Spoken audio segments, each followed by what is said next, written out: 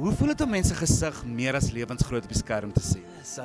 Ek weet nog nie. Ek weet dis want mens ek dink nie dit gebeur so geleidelik, maar dit is weird. Dit is soos gister het ek jy weet niks gedoen nie en nou so daar is iets in jou kop wat moet switch oor dit. Maar ek dink meestal is jy net die hele tyd besig om jou eie performance te evalueer en te voel, yes, daar's 'n fout. En jy net vals note te sien dat jy vergeet so 'n bietjie dat jou gesig die grootte is nie regtig relevant nie. Is jy krities? Op myself, ja.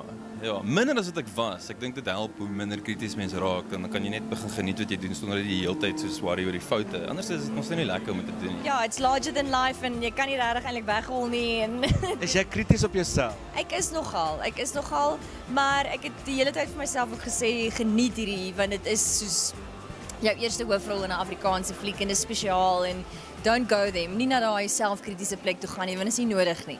Ons is ons eie ergste critics, vroue.